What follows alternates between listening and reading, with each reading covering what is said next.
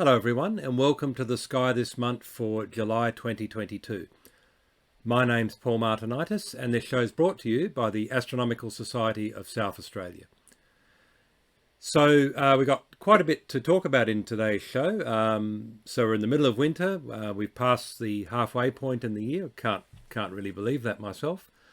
So we've got all the great winter constellations up like Sagittarius, Scorpius, Ophiuchus, and so on. Lots of great objects that we can talk about in those constellations.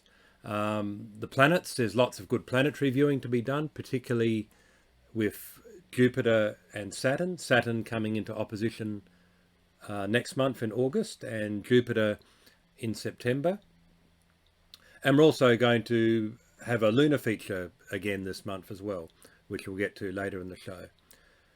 So here in Adelaide, we've at last the rain stopped and we've had a few clear nights. So I hope you've been able to get out and take advantage of those, even though it has been a little bit cold. So let's get into it and let's take a look at the sky for this month. Okay, as usual, we'll begin our tour in the west, the area of the sky that will set first. So we've spent a lot of time talking about and hopefully observing some of the wonderful objects in this region of the sky of Vela, Carina, Pyxis and Puppis. So you can see, so they constitute what used to be called Argo Navis. So that's now halfway below the horizon and probably well past its peak. However, this part of Carina is still quite high. So the Eta Carini Nebula, the jewel in the crown really of this region of the sky, that's still high enough to have a really good look at it. So certainly take a look at that when you're out there. Hydra is also, which is the longest constellation, half of it's now below the horizon. Half of it is above the horizon. And incidentally, I should say, we're looking at the sky at about, let's see, the 18th of July. So that's the beginning of the dark sky period for this month. And the time is around 8 p.m.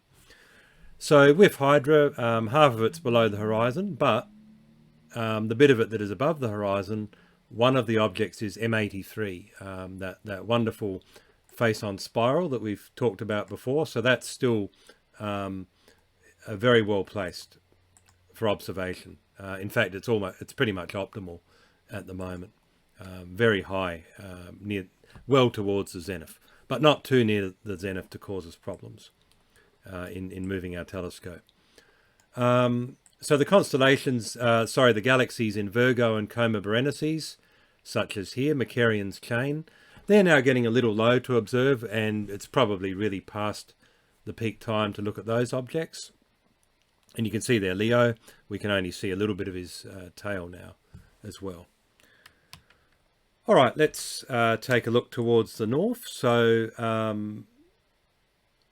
So Hercules is still quite visible at this time, so you might want to have a look at, so it's a very distinctive constellation. It's a little bit like Orion. It's quite easy to make out its figure, provided you've got a good view of the northern horizon. While you're there, don't forget to take a look at M13, regarded in the northern hemisphere as one of the finest globular clusters. But of course, we have the benefit in the southern hemisphere because we have Omega Centauri, 47 Tuc, and also the Pavo Globular, which I'll show you shortly. So we've got certainly the best globulars here in the south.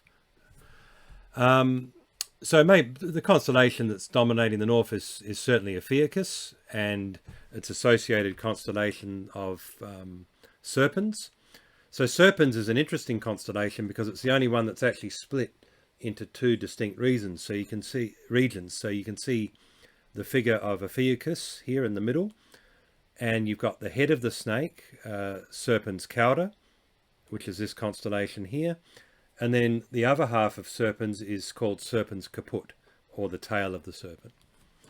So you've got the Serpens Caput, Serpens Cauda, and then you've got Ophiuchus there in the middle. So Ophiuchus is quite a very large constellation. It has a lot of globular clusters, a couple of planetary nebulas, and it's also got a lot of dark nebula as well, which are really nice to look at under a dark sky if you've got either a very wide field telescope or a good pair of binoculars. All right, so now let's take a look at what's happening in the south part of the sky, southern part of the sky. So you can see here that Parvo is now very well placed for observation. That's starting to rise higher and higher. There's quite a few nice objects in Parvo. One of them is a galaxy 6744, which is a very nice face-on spiral. So it's a little bit like M83 in that regard, but surface brightness is a bit lower. Certainly you need a nice dark sky, but if you're looking at it in a large telescope, say an 8 or a 12 inch, and you use enough magnification, it's quite hard to see the spiral pattern because face-on spirals tend to have a low surface brightness, but you can certainly see mottling. In other words, you tend to see the dark voids between the arms, and it's a really nice galaxy to take a look at. And another object, probably the finest object in Parvo, the Peacock, is NGC 6752, sometimes simply called the Parvo Globular.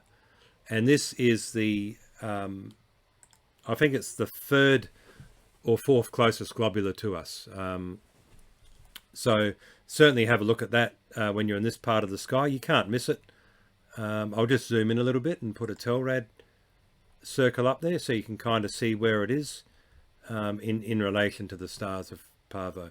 And I've got a better picture of that globular, which I can show you as well. So that's kind of what it looks like through a professional telescope. But through the eyepiece, if you can imagine the view that you see here, but dimmer, that's pretty much what it can look like through the eyepiece on a great night. The thing I love about globular clusters is, unlike galaxies and even nebula to a certain extent, globulars generally look better through the eyepiece than any photo can capture. Because with a photo, it's hard to accurately expose the peripheral stars and yet not overexpose the core. But this gives you an idea. It's a really nice globular cluster to look at.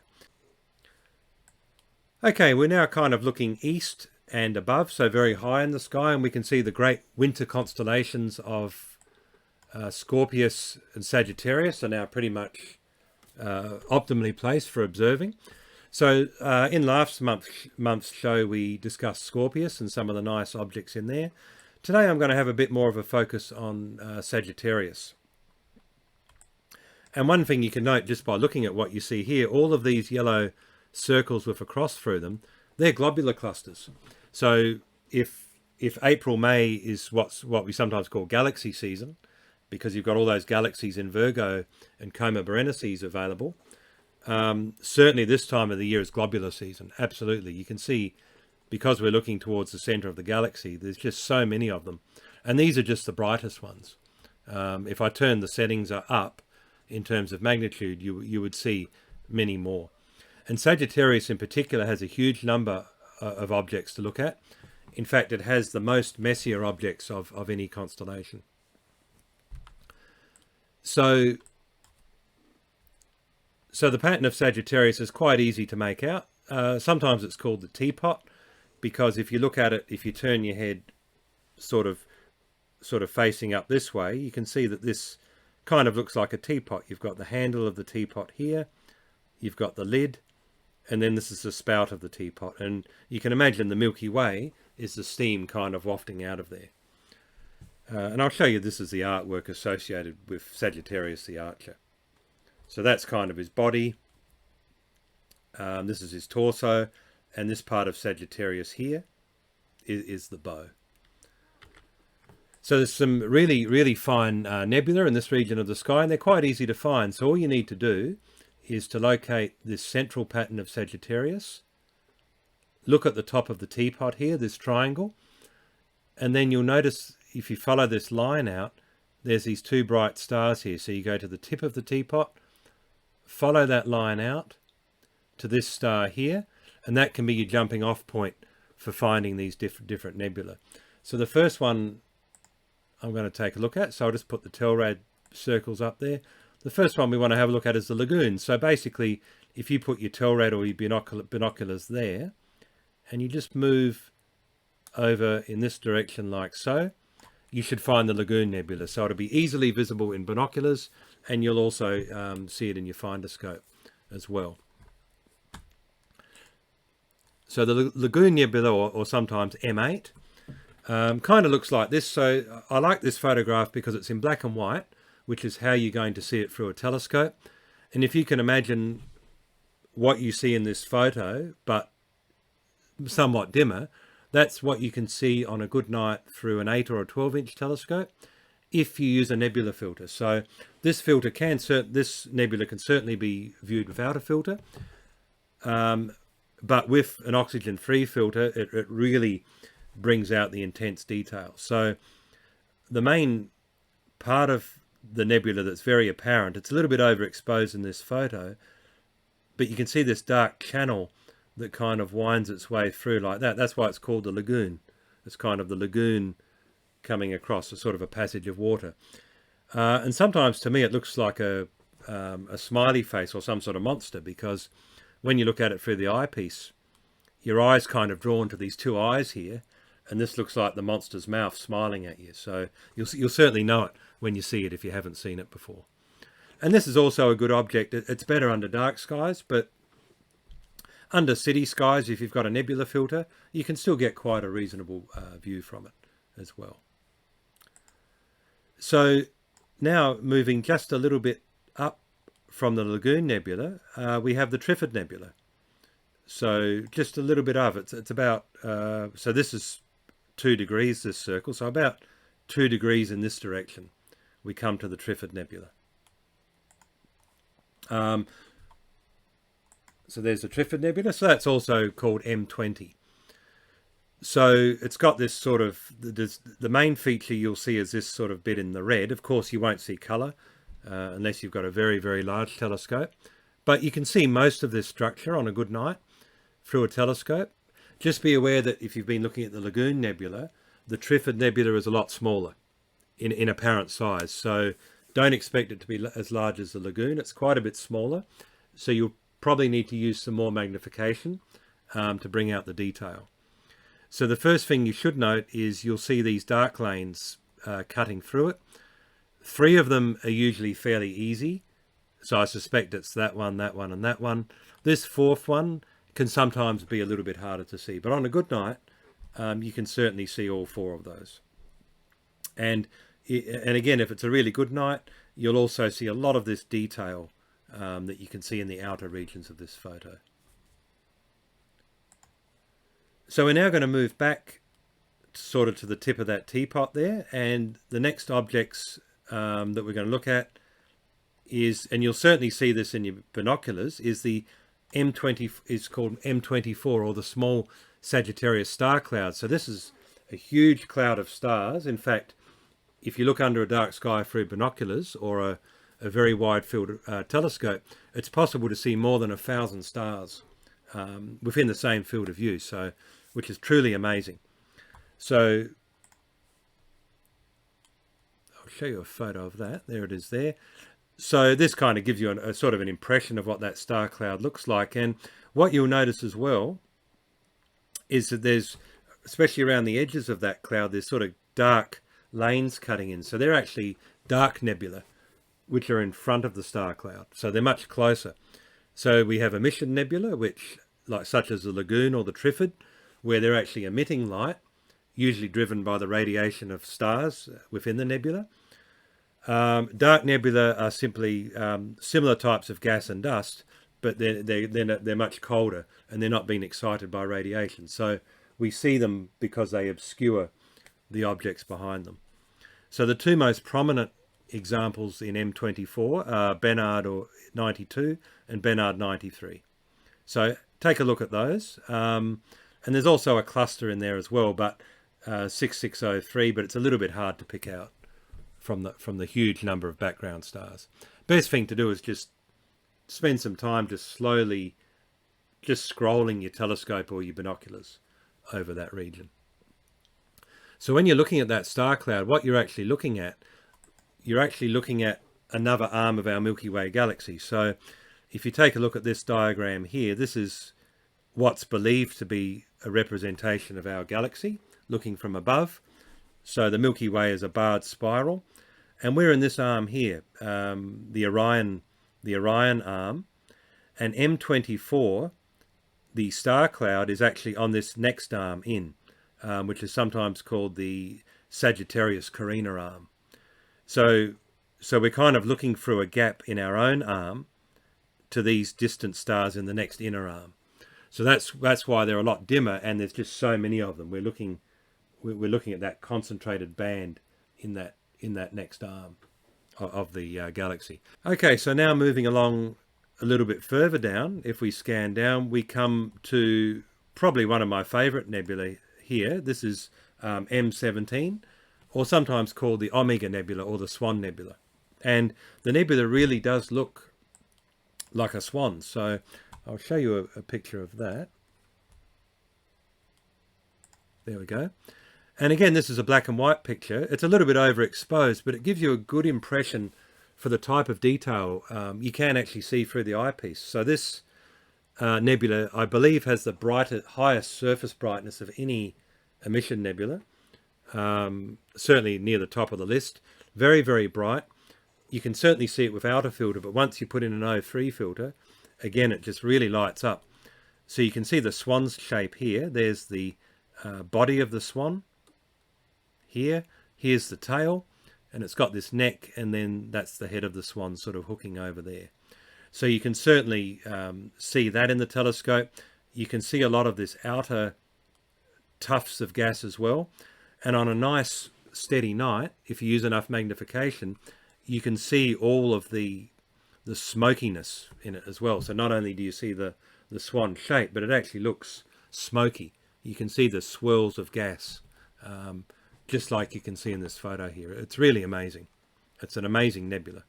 And then finally, for this region of the sky, we're now going to move into Serpens a little bit. So it's sort of near Sagittarius, but we've officially crossed the border into Serpens. And this is the Eagle Nebula. This is a little bit of a neglected nebula, and I think the reason for it is because it's quite a bit dimmer than that. So if you're thinking of the Lagoon, the Triford, and the Swan Nebula, they're extremely bright nebula.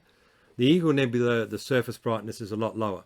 So you absolutely need a dark sky, and I think a filter is essential to get a good view of this nebula.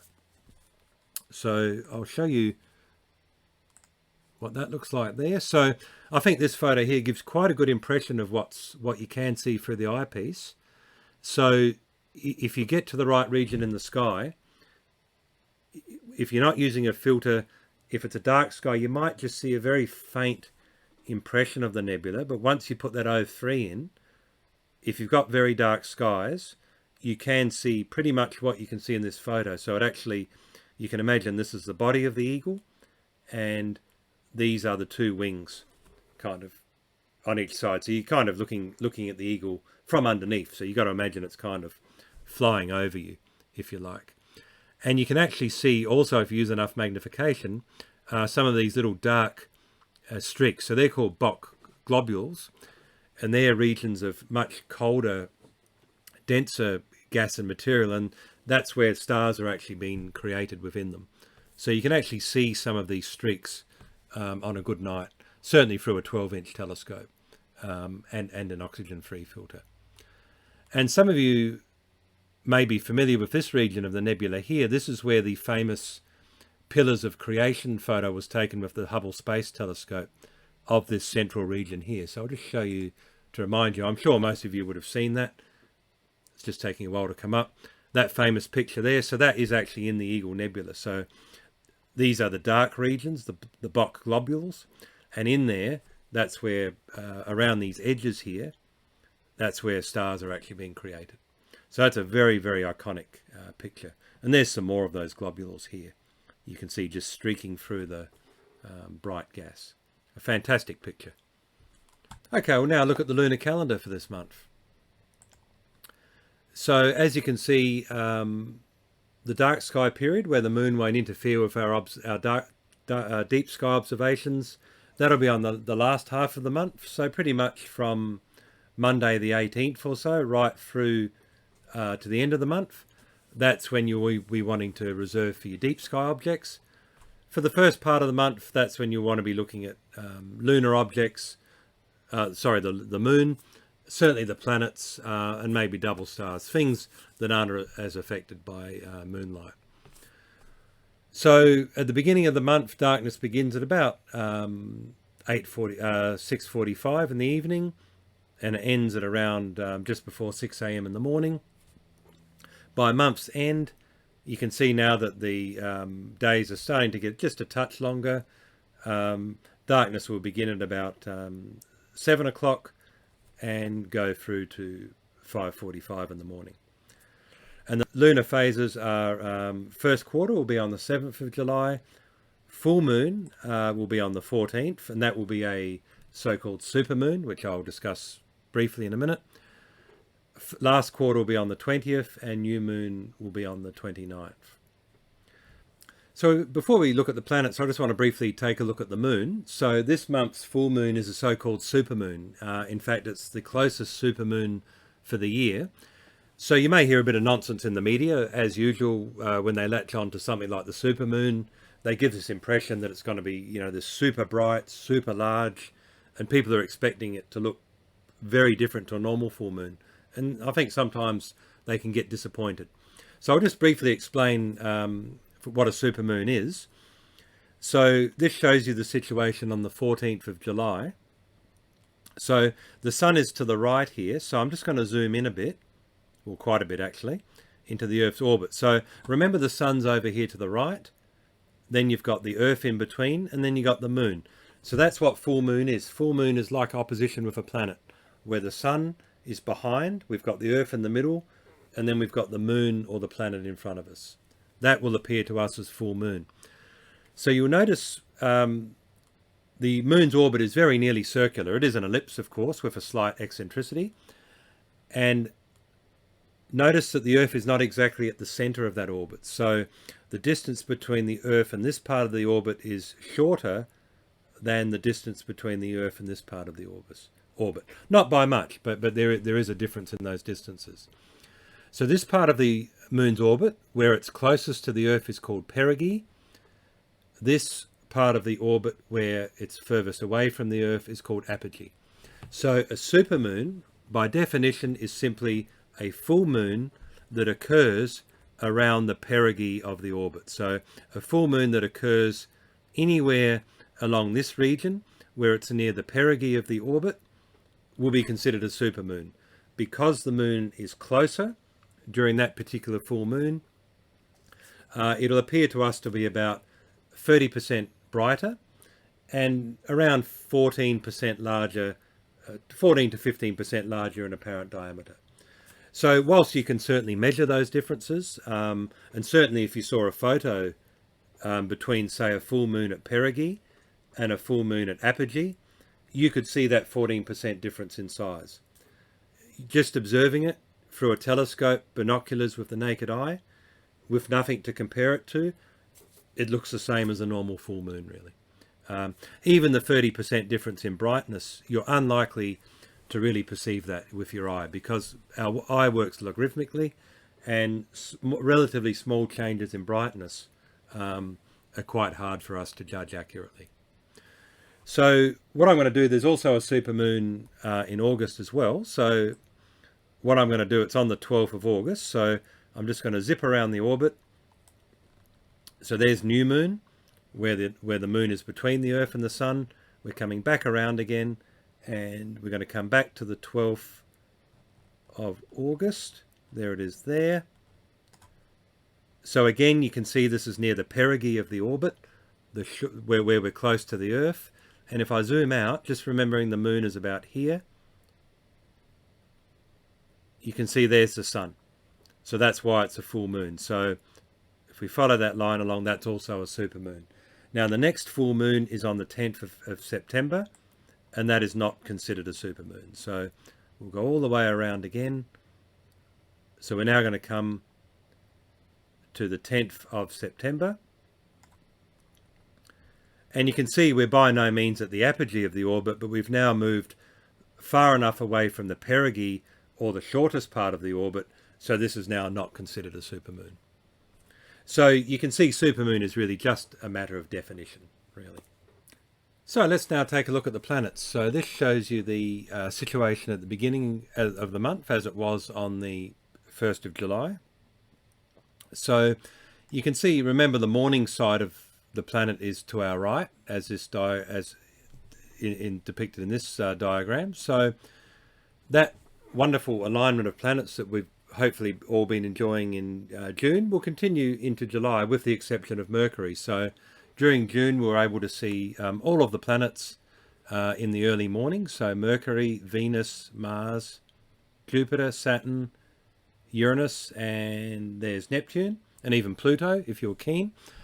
So you can still do that well into July. The only exception is Mercury, because it's getting now closer to the sun.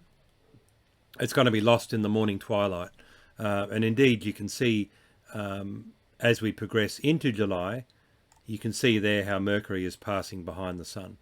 And so by about the 17th or 16th of July, it's going to be in what we call superior conjunction, where it's behind the sun and of course unobservable. But the other planets are still quite visible throughout the month. So there's only a few planetary alignments. The last couple of months we've had lots of interesting conjunctions between the planets. So the only one really of note for this month is between Mars and Uranus, and that's going to occur on the 31st, right at the end of July. So I'll just fast forward to the 31st. There we go. And so you can see there, if I turn here, you can see that there's the Earth. That'll be us. So you can see that Mars and Uranus are sort of in alignment, and they'll come within 2 degrees of each other. So within a binocular view. So it's another great opportunity to see an unusual combination of planets. And also, if you've never seen Uranus before, it's an excellent way to find it, because you have no trouble finding Mars. Once you've found Mars, if you look through binoculars or a small telescope, you'll easily see Uranus within 2 degrees of it. And the other thing that's happening this month is 2 of the planets, Jupiter and Saturn, they're starting to sort of become evening objects, which is nice. So you can see there's the Earth there. Jupiter, and particularly Saturn, they're now starting to come behind the Earth towards the evening side. So Jupiter at the beginning of the month rises at about midnight, and by the end of July it'll be rising at 10 p.m. So it's still late evening, early morning-ish sort of object. But Saturn, however, at the beginning of the month is now rising at about 8:30 in the evening. So by 10:30 or 11:30 at night, you could get a good view. And even better, by the end of the month, it's rising at 6:30. So that means really by 9:30, 10 o'clock, by the end of July, you can start getting some excellent views of Saturn. And the other exciting thing is the oppositions coming up. So you can see that Saturn, there's the Sun and there's the Earth, almost coming into opposition, where Saturn will be the closest and the brightest it's going to be for this orbit. So that'll be next month. So now's a fantastic time to start or continue to observe Saturn. This month and next month will be even better when it reaches opposition, and it'll still be a good object even after that. And Jupiter will reach opposition in September. So we'll just take a look at some of the sky views of the planetary situations that are occurring this month. So this shows you on the 8th of July, which I think will be this Friday, hopefully when you get this video. So again, like I said, the alignment of the planets will pretty much continue throughout July, with the exception of Mercury. So this shows you just before sunrise at 6:30 in the morning. So you can see there'll be Venus, then there'll be Mars, and then in between the 2 planets will be Uranus. Then you'll have Jupiter. Neptune will kind of be above Jupiter, near those 4 stars there, and finally Saturn up top. So with the exception of Mercury, you can still see all of the planets in line, which will be nice. So there's just a representation of what you might see on that particular day. So of course with Jupiter, So at that particular time at 6:30, Jupiter has rotated to a point where the Great Red Spot is not visible.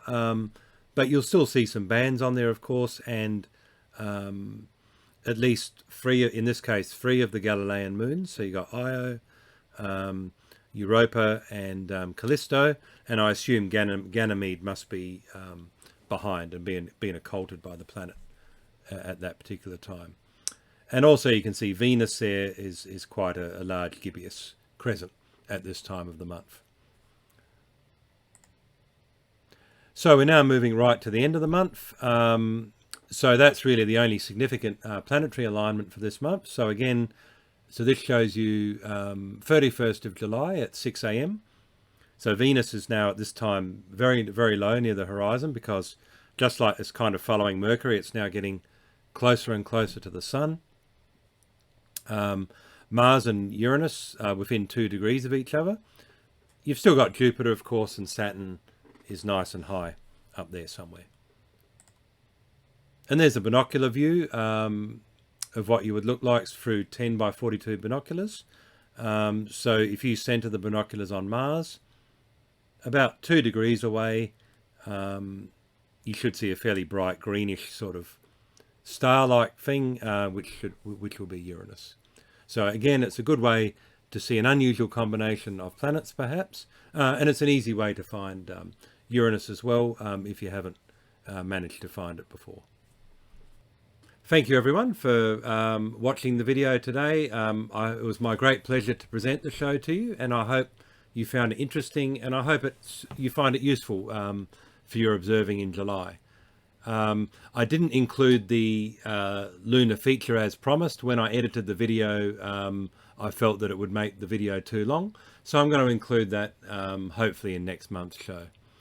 So until then, until next month, clear skies, good health, and bye for now.